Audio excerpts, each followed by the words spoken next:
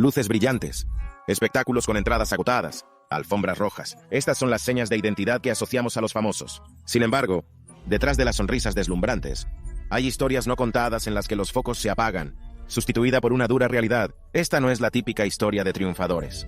Estamos a punto de explorar el desgarrador descenso de celebridades que una vez brillaron con luz propia, solo para encontrarse en las implacables calles. Desde actores de primera fila a músicos de éxito, sus historias son tan diversas como impactantes. ¿Cuál fue la causa de su caída? ¿Fue mala suerte o algo más? Sumérjase y descúbralo. Margot Kidder. Empezamos esta lista con Margot Kidder, actriz de origen canadiense que se labró un camino en Hollywood durante más de 5 décadas. A partir de los años 70 y 80, Kidder apareció en la gran pantalla en películas tan diversas como Black Christmas y Heartaches. Sin embargo, su papel más emblemático, la que cimentó su lugar en la historia de la cultura pop, era Lois Lane, el tenaz, reportera ingeniosa que conquistó el corazón del mismísimo Superman. Su interpretación de Lois Lane comenzó en la película Superman de 1978 y continuó en las siguientes secuelas. La vida no siempre fue fácil para Kidder. A los 20 años, se enfrentó a una difícil enfermedad mental, diagnosticado en ese momento como esquizofrenia y depresión maníaca. Luchando contra estas condiciones, incluso se resistió al tratamiento durante un tiempo. Entonces, en 1990, la tragedia le golpeó en forma de grave accidente de coche. Las lesiones que sufrió la obligaron a dejar de actuar durante varios años, dejando una mella significativa en sus finanzas. Tristemente, esta no fue la única dificultad a la que se enfrentó. En 1996, durante una época especialmente difícil en Los Ángeles, Kidder sufrió un episodio de salud mental y desapareció. Finalmente fue encontrada en un estado desolador sin hogar y luchando. Los efectos prolongados de su enfermedad, junto con la tensión financiera del accidente, había pasado factura. Sin embargo, este no es el final de la historia de Margot Kidder. Afortunadamente, con tiempo y apoyo, pudo recuperarse. Finalmente se trasladó a Montana, donde se forjó una nueva vida. Sugar Ray Williams. Puede que el nombre de Sugar Ray Williams no esté en la mente de todo el mundo cuando se habla de leyendas de la NBA. Pero su historia es poderosa, llena de triunfos y dificultades. Williams fue una estrella en su mejor momento, liderando a los New York Knicks como su capitán a finales del año 70 y hasta mediados de los 80. Su trayectoria profesional, sin embargo, dio un giro desgarrador, lo que le convierte en un caso único en la historia de la NBA. A diferencia de muchas estrellas caídas cuya caída se atribuye a las drogas, alcohol o el juego, las luchas de Williams tenían otro origen. Al parecer, perdió una parte importante del dinero que recibió como subvención de la Fundación de Leyendas de la NBA, una organización creada para proporcionar ayuda a los jugadores retirados en función de sus necesidades. Los detalles de cómo ocurrió esto siguen sin estar claros, pero las consecuencias fueron innegables. En 2010, la situación de Williams era desesperada. Las noticias ofrecían un panorama desolador. La ex superestrella de la NBA fue encontrada durmiendo en el asiento trasero de un coche averiado en Pompano Beach, Florida. No era un coche cualquiera. Era un Buick de 1992, muy lejos del tipo de vehículo que cabría esperar de un atleta de éxito. La historia también reveló que Williams se las había arreglado de alguna manera para malgastar aproximadamente $2 millones ganados durante sus contratos en la NBA, dejándole en la indigencia económica.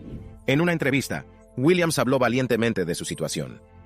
Expresó su convicción de que los jugadores retirados merecían una mejor atención por parte de la NBA, lo que pone de relieve la necesidad de una red de seguridad más sólida para evitar caídas en desgracia tan dramáticas. Tristemente, Williams falleció el 22 de marzo, 2013. Euron Barkley. El nombre de Iran Barkley fue en su día sinónimo de poder y dominio en el mundo del boxeo. Un verdadero campeón. Ostentó múltiples títulos mundiales en todas las divisiones de peso medio a peso semipesado. Reinó en los cuadriláteros a finales de los años 80 y principios de los 90. Década de 1990, acumulando una impresionante colección de cinturones de campeón, una docena en total. Sin embargo, como con muchos atletas, la transición de la gloria del ring a una vida fuera de los focos puede ser brutal. Una mala gestión financiera y una serie de circunstancias desafortunadas llevaron a Barkley a una dramática caída en desgracia. Los millones de dólares que ganó durante su carrera de boxeador, una suma estimada en unos $5 millones, acabó por desaparecer. Se encontró dependiendo de su sobrina para tener un lugar donde quedarse. refugiándose en un complejo de viviendas públicas conocido como Patterson House, en el Bronx. En algún momento, fue desahuciado de la casa por su sobrina tras no poder contribuir económicamente. El voto particular continuó. Con recursos cada vez más escasos, Barkley se vio obligado a mudarse a una habitación de hotel de bajo presupuesto. La habitación del hotel estaba en mal estado. Las paredes y el techo con las marcas del abandono. En un intento desesperado por satisfacer sus necesidades básicas de comida y cobijo, incluso tomó la decisión de vender 2 de sus preciados cinturones de campeón. Sin embargo, la esperanza parpadeó en medio de la oscuridad. El Bronx Trabaja, una organización local sin ánimo de lucro, y Anillo 10, una organización benéfica de boxeo, tendió la mano para ofrecer un salvavidas. Gracias a sus esfuerzos combinados, Barkley consiguió una vivienda estable y el apoyo que necesitaba para rehacer su vida. Willie Ames. El viaje de Willie Ames por Hollywood es una historia de altos deslumbrantes y bajos humillantes. Como actor infantil, encantó al público a finales de los años 60, revoloteando por la pantalla en programas como Gunsmoke y El maravilloso mundo de Disney. Nacido en el soleado Newport, California, Ames parecía destinado a ser el centro de atención. Esta premonición se hizo realidad cuando consiguió el emblemático papel de Tommy Bradford en la película, serie de los años 70. 8 es suficiente. Pero Ames no era solo un actor de talento, también era músico. Durante sus días de 8 is Enough, formó su propia banda, Willie Ames y Paradise, mostrando su talento musical como cantante y guitarrista. El futuro parecía brillante. Ames estaba en la cresta de la ola del éxito, tanto en la televisión como en el escenario. Esta oleada alcanzó su punto álgido a principios de... En los años 80, Ames ganaba $1 millón al año. Sin embargo, la voluble naturaleza de Hollywood no tardó en asomar la cabeza. Cuando su serie de éxito, Charles a Cargo, llegó a su fin, el mundo de Ames empezó a desmoronarse. Las dificultades financieras se acumularon hasta desembocar en la quiebra. Le embargaron el coche, y ya no podía hacer frente a las facturas médicas de su esposa, gravemente enferma, que padecía una enfermedad autoinmune, lupus. El peso de estos retos acabó provocando su divorcio. Ames, que una vez había vivido aparentemente una vida encantada, se encontró ante la dura realidad de la falta de hogar. Aparcamientos y parques se convirtieron en sus refugios temporales mientras buscaba desesperadamente trabajos esporádicos para sobrevivir. Ames, sin embargo, más tarde consiguió dar un giro a su vida. Erin Moran. El nombre evoca recuerdos de risas, faldas de caniche y despreocupados días de adolescencia. Como Johnny Cunningham en la icónica sitcom Happy Days, era la novia de América, una chica de al lado con un futuro brillante.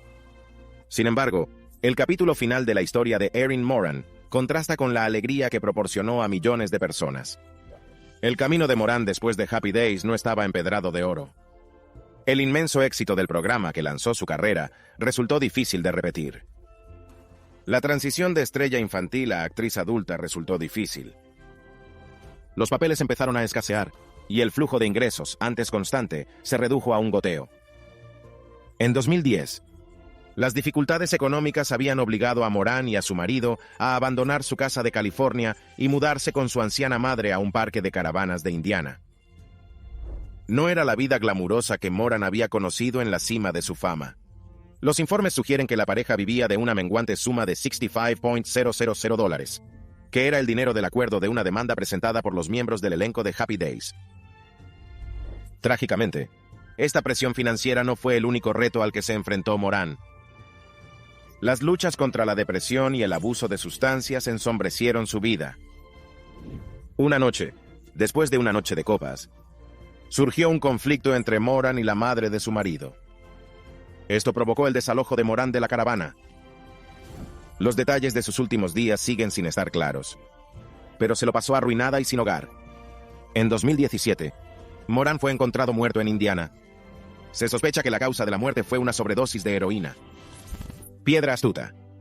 Si eres fan del funk, entonces puede que conozcas al icónico Sly Stone. Sus ritmos contagiosos y sus letras con conciencia social ayudaron a definir el género junto a leyendas como James Brown y George Clinton. Junto con su banda Sly and the Family Stone, dominaron las ondas en los años 60 y 70 con éxitos como Asuntos de familia y Gente corriente. En aquellos días dorados, Sly vivía una vida de lujo. Imagínese una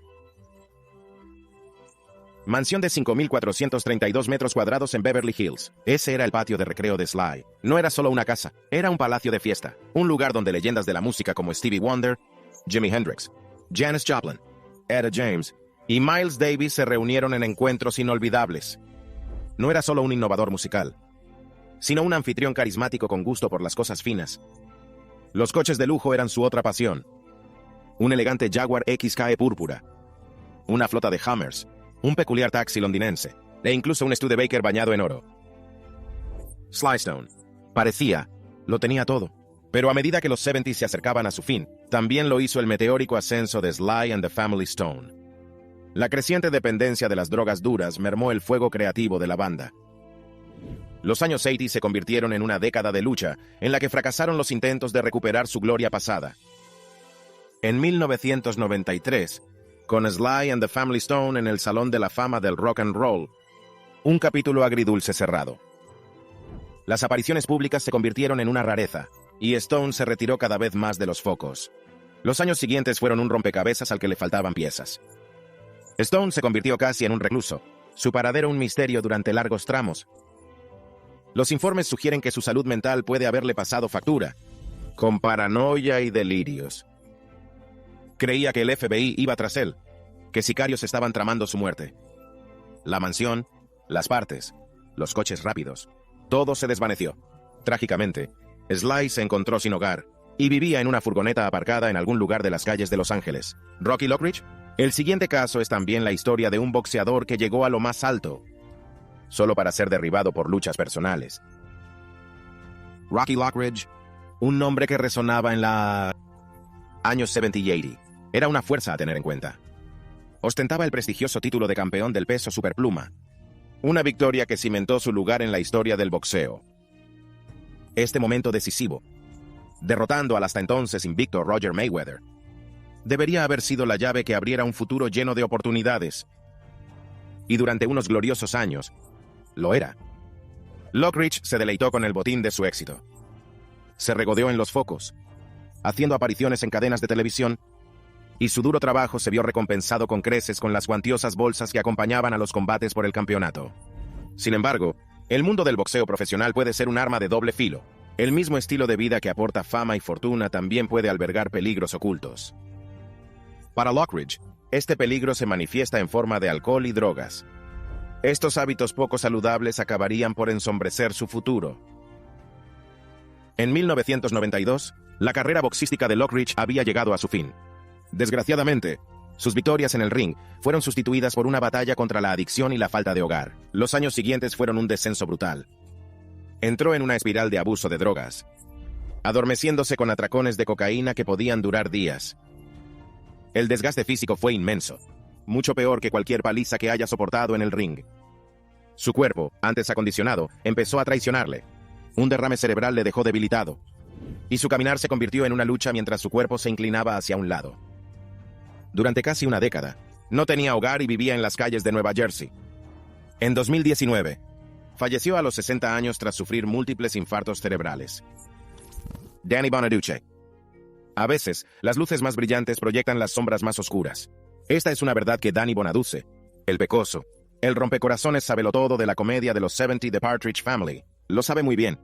Su interpretación del hijo mediano fue un éxito de audiencia, convirtiéndole en un nombre conocido a la tierna edad de 15 años. Pero, como ocurre con muchas estrellas infantiles, el deslumbrante mundo de la televisión tenía un inconveniente oculto. Cuando la familia Partridge concluyó su carrera en 1974, la transición a la vida después de los focos resultó difícil para Bonaduce. Se fue de casa, un adolescente que se enfrenta a la repentina ausencia de la rutina estructurada y del sistema de apoyo que había conocido. Trágicamente, esta vulnerabilidad le llevó por un camino oscuro. Empezó a abusar de las drogas duras. Las consecuencias fueron duras. La rehabilitación se convirtió en una puerta giratoria, un ciclo de intentos de recuperación seguidos de recaídas. Estas luchas acabaron por dejarle sin hogar. Las calles de Hollywood, un lugar que una vez conoció a través del objetivo de una cámara, se convirtió en su dura realidad. Su coche, aparcado a la sombra del famoso teatro chino de Grauman, le sirvió de refugio temporal. A Bonaduce no se le escapó la ironía. A pesar de vivir en la calle, Bonaduce seguía siendo una figura reconocible para los aficionados. y de vez en cuando entablaba conversación e incluso firmaba autógrafos. Pero en cuanto pasó el momento, se retiraba a su coche. Este periodo se vio además empañado por una serie de detenciones. Un intento de compra de cocaína en 1990 y un incidente en 1991 con cargos de robo y agresión en Phoenix pintaron un panorama sombrío de la vida de Bonaduce en aquella época. Afortunadamente, la historia de Bonaduce no termina con una nota sombría. Desde entonces ha encontrado la estabilidad y una carrera de éxito como pinchadiscos radiofónico en Filadelfia. Natasha Lyonne. Si alguna vez ha visto la escandalosa comedia adolescente American Pie, entonces la cara de Natasha Lyonne podría resultarte familiar. Irrumpió en escena con esa película, y durante un tiempo Hollywood pareció su patio de recreo. Pero tan rápido como su estrella ascendió, amenazaba con esfumarse. Papeles en películas como Slums of Beverly Hills hicieron que su nombre siguiera sonando. Pero entre bastidores, Lyonne luchaba contra una historia diferente. Una de adicción. Las dependencias malsanas empezaron a proyectar una larga sombra, y los escándalos empezaron a perseguirla. Una detención por conducir bajo los efectos del alcohol al conducir un coche de alquiler por una acera de Miami Beach fue solo el principio. Al año siguiente, se declaró culpable. Se enfrentaban a multas y servicios comunitarios. Pero los problemas continuaron. En 2003, las quejas de los vecinos provocaron el desalojo de su apartamento. Ni siquiera la casa de un amigo era un refugio seguro. Fue desalojada de nuevo, obligados a enfrentarse a la dura realidad de la falta de vivienda. Las comparecencias ante los tribunales se convirtieron en un tema recurrente. Acoso, travesura y los cargos por allanamiento se sumaron a la creciente presión. Sus problemas de salud se agravaron. El diagnóstico de hepatitis C y el tratamiento con metadona pasaron a formar parte de su historia. Y en 2012, una operación de corazón le sirvió de llamada de atención. Pero Natasha Lyonne es una luchadora. Al final buscó la ayuda que necesitaba. Entrar en tratamiento por sus problemas de abuso de sustancias. Esto marcó un punto de inflexión. Lyonne se ha recuperado, reconstruyendo su vida pieza a pieza. Consiguió un papel en la exitosa serie de Netflix Orange is the New Black. Mostrar su talento a un público más amplio. Y eso no fue todo. Basándose en sus propias experiencias, incluso creó su propia serie, la aclamada por la crítica, Muñeca Rusa. La historia de Natasha Lyonne es una historia de resiliencia. Demuestra que, a veces, los mejores regresos empiezan por enfrentarse a los demonios. Ray Williams.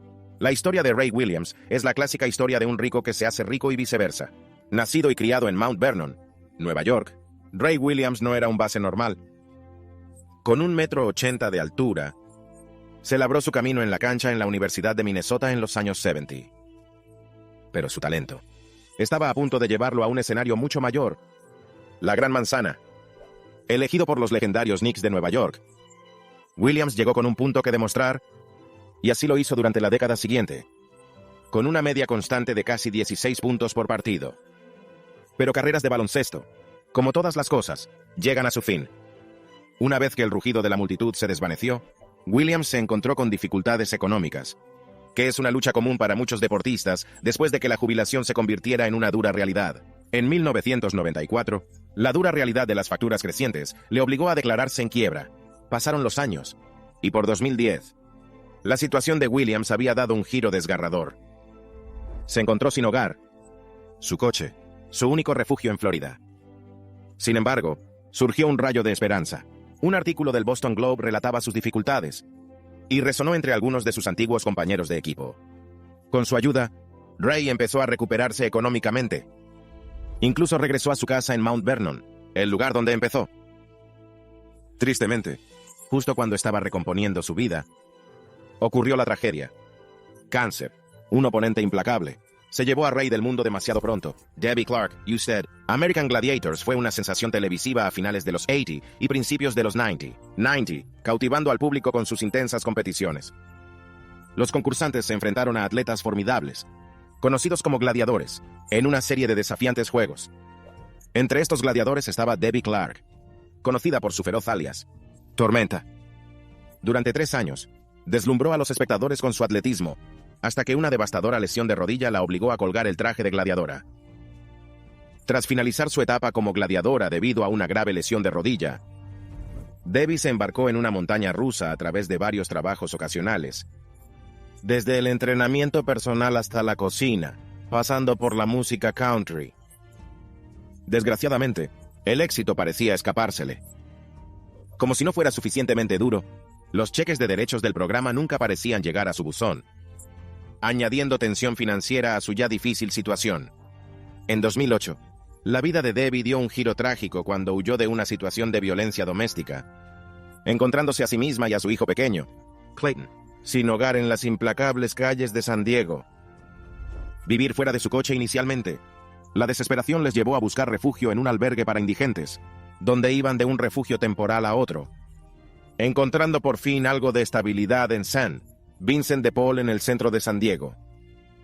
Sin embargo, la lesión de rodilla de Debbie, un recuerdo persistente de sus días de gladiadora, la incapacitó para conseguir un empleo estable. En medio de lo sombrío de sus circunstancias, un rayo de esperanza surgió cuando Debbie se cruzó con Sean Shepard, Director General de Embrace, una organización dedicada a ayudar a los menos afortunados, especialmente los universitarios. Sean, un devoto fan de los gladiadores americanos, reconoció al instante a Debbie y le extendió una mano a ella y a Clayton, ofreciéndoles el apoyo y la ayuda que tanto necesitan. Este encuentro cambió la vida de Debbie y le dio esperanzas de un futuro mejor. Sam Worthington. El camino de Sam Worthington hacia el estrellato de Hollywood no estuvo precisamente empedrado de alfombras rojas. Era más bien un sinuoso camino de tierra, llena de giros inesperados y momentos de duda.